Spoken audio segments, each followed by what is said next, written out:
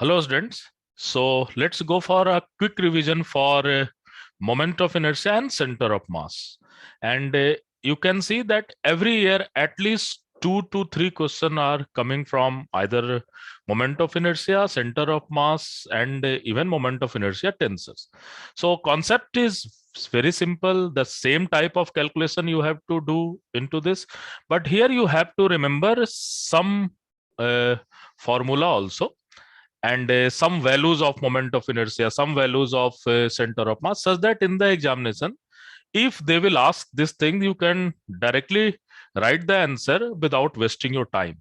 So in this topic, you have to learn how to write your elemental mass as a variable of r theta phi, x, y, z, r theta z, or depends on different type of symmetry. So in this particular topic, I have divided the whole thing into 3 parts. The first part is moment of inertia tensor. Second part is all about center of mass, and the third part is moment of inertia. Or you can say the first part is center of mass, or something like you can prepare with yourself. But in the moment of inertia tensor, they will just ask you what is the element of inertia tensor. So why you have to just remember what are the formula. So we have done all this thing in our class. So what is my moment of inertia tensor? So moment of inertia tensor is Ixx, Ixy, Ixz, Iyx, Iyy, Iyz, and Izx, Izy, Izz. So examiner can ask you any of this component. So we all know that the diagonal component is Ixx is given by, these are the diagonal component, and this is summation over mi, and this is yi square plus zi square summation over I. And similarly, we can go for Iyy, and this will be mi xi square plus zi square, and then we have to go for izz, that will be mi, that is xi square and yi square. And we should know that I is the ith mass, and xi, yi, zi is the basically their coordinate with respect to origin. So origin is very important in this particular problem. So you have to write each and everything with respect to origin. And this thing is identified as moment of inertia.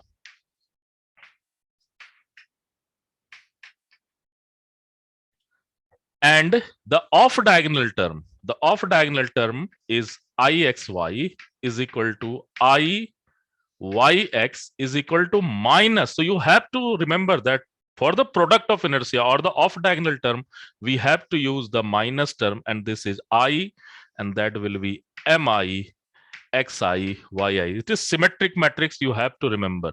And then Ixz is equal to Izx, and that value is minus I summation over mi yi. Sorry, this will be xz, so this will be xi zi. And similarly, you can write for yz is equal to I zy, minus sign is very important, again I am saying, and this value is mi yi zi. So this is the very simple formula based problem. This is known as product of inertia. Product of inertia. Most of the people will leave this minus sign into examination. Don't leave it. This is very important. So one type of question will ask, just they will give you discrete charge, 4 and 5 charge, and you have to calculate either moment of inertia or product of inertia. If you have to calculate the principal moment of inertia, then you have to find the eigenvalue of this particular moment of inertia tensor. So principal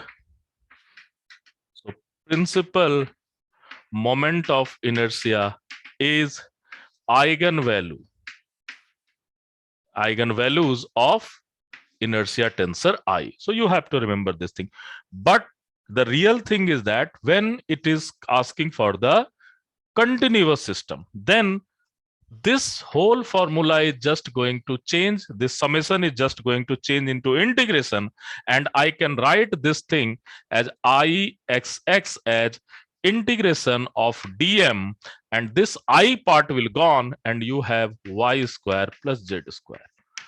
Now, the most important part is that how you will write this particular dm as a function of xy or different type of symmetry. So here you have to use the concept of mass density, and then you can just try to go for different type of symmetry. So suppose we have some density. This density may itself function of x, y, z, r theta phi or r theta z. It may be possible. So this density can be written as dm upon if you upon dv, and from here you can easily write this thing can be rho into dv is equal to dm. And now this rho can be function of your coordinates. It maybe depends on which type of symmetry you are working. It maybe depends on either you are working for a spherical polar coordinate or cylindrical coordinate or polar coordinate in 2 dimension. You have to just write what will be form of dv. So form of dv into three particular coordinate system.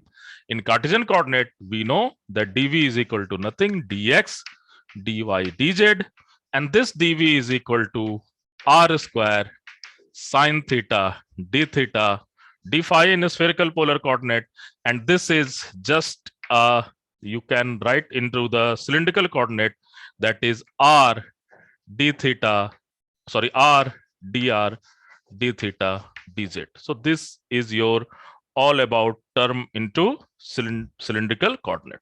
So, and sometime you can use the polar coordinate also. So that time the volume will be replaced by the area element. So that time your density will be dm upon dA, and you can again use this particular dA in the Cartesian coordinate dx dy, but into the polar coordinate this dA is r dr d theta. So these are the main tricks you have to use, and you have to do integration in a very nice manner. You should know how your theta is varying, how your phi is varying, and how your r is going to vary.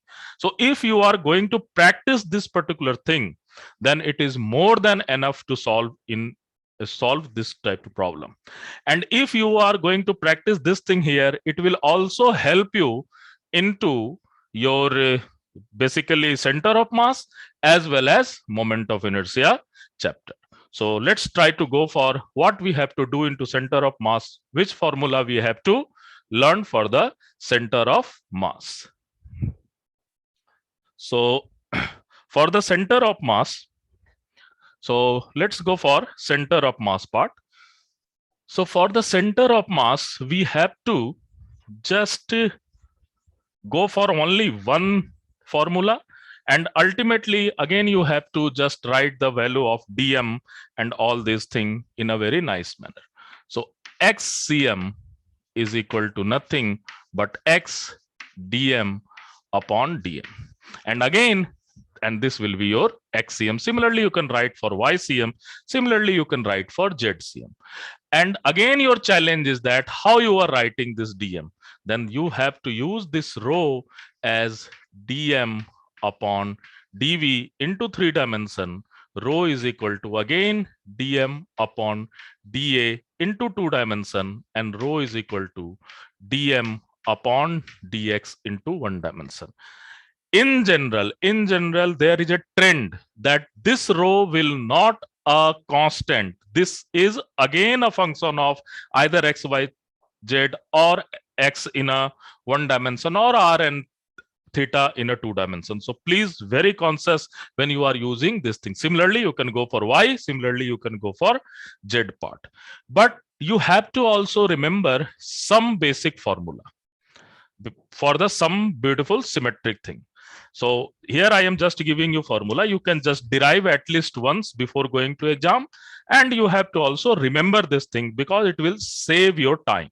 So let's go for this thing. So first, semicircular ring. So this is my semicircular ring. This is X, this is Y. So its center of mass is 0, 2r upon pi. And if I am going to convert it into basically disk, then this value is, again, this is Y, this is X, then this value is 0 and 4 pi, sorry, 4r upon 3 pi. Obviously, r is the radius and center is at the origin. So this is your radius, and this is for disk. You can have hollow sphere, and hollow sphere is very interesting thing. And we have about z axis. So we have basically 0, 0, r by 2. And you have also this particular solid sphere, and you can just use this thing. This is my z axis, this is my x axis, this is my y axis, again this is my x axis, and this is my y axis, and this will be 0, 0, and this is basically 3r by 8. So you have to remember at least this formula, because sometime they will ask directly this thing and you can easily tick all this thing. Okay.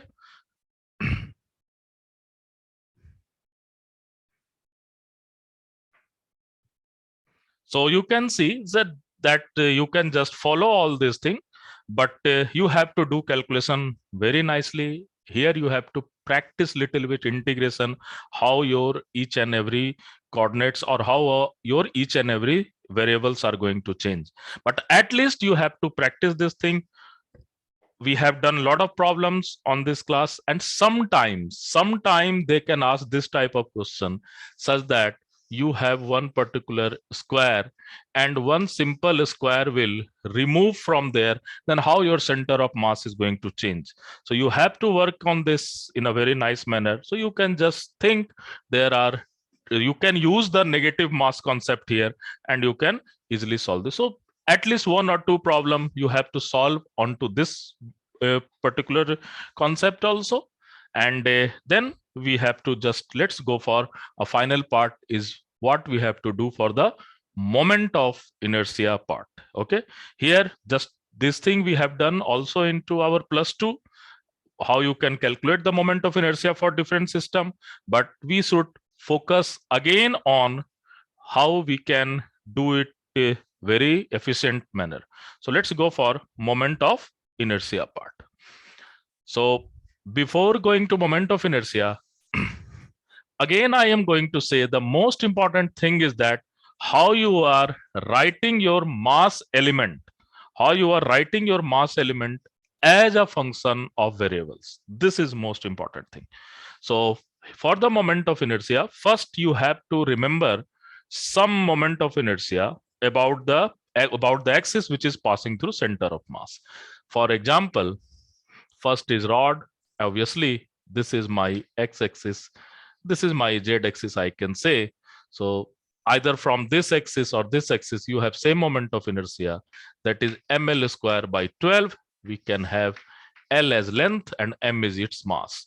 We have ring, you know all this thing. So this moment of inertia passing through this center of mass. So again, this and this is passing through perpendicular to plane. So I am crossing this particular axis. So this will be m r square. So this is all about ring. And same thing all about disk. Then this will be m r square by 2. And you have hollow sphere and this moment of inertia about any diameter, then you have moment of inertia 2 by 3 m r square, where r is the radius. This is my z-axis. I can take this as my z-axis. And again, next is my solid sphere. And this is again axis passing through your diameter. And this will be 2 by 5 m r square. Then you have also cylinder, and this is mainly solid cylinder I am just talking about. So here, if axis is passing through this, it has exactly same symmetry of disk.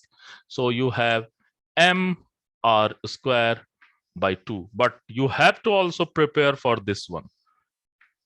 If axis is passing from there and r is the radius and L is the length, then you can write this is my radius and this is length. Then moment of inertia is basically m r square by 4 plus m L square by 12. And please, you have to do this thing with yourself at least.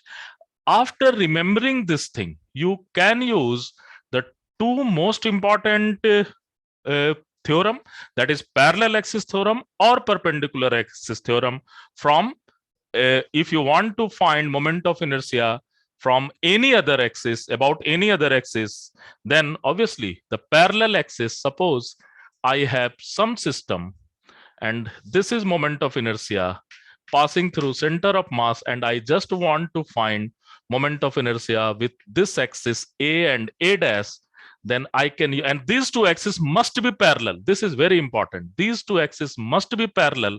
Suppose if I am talking about this axis, then this axis is parallel. So then I A dash is equal to ICM plus M D square, and this D is nothing but perpendicular distance between two parallel axes. So parallelity is very important. So you have to always remember this thing. And second thing, and this is used for 2 dimension, 3 dimension, 1 dimension, for everything. And also you have perpendicular axis theorem, where Iz is equal to Ix plus Iy, where mass is distributed into X and Y plane, and you can find this thing for Iz. So this is mainly for 2 dimension or 1 dimension system. So parallel axis theorem is only for 2 dimension and 1 dimension system. So sometime you can use direct your formula from here, either using parallel axis theorem or perpendicular axis theorem, and sometime you have to start it with the first principle. So from there, if you want to calculate moment of inertia, then I can use this space. So then what you have to do, suppose this thing is not works, they are just giving some another kind of system, just you have to calculate the moment of inertia with the first principle, then obviously don't worry, just take the elemental mass dm and then take the perpendicular distance from this particular axis. Suppose this is a dash, and you just want to find what will be moment of inertia about a dash. Just take the perpendicular distance, and how this dm can be written in term of different type of symmetry, sometime in r theta phi. Then again you have to use this particular thing. So what will be this moment of inertia? Suppose I am just writing this distance is r, this is the perpendicular distance, and this distance is r, then obviously the moment of inertia is r square dm, and this is your perpendicular distance. And now you can use dm upon dv is equal to some density, and you can just use this particular concept to find moment of inertia with the first principle. For example, you can think for a solid sphere, suppose I am taking, here is my elemental mass and this is my distance r, then and I just want to find moment of inertia about a and a dash, then obviously the perpendicular distance is this one and this is your theta. Then you can write this is your dm, and the moment of inertia is r sine theta, which is perpendicular distance, into dm.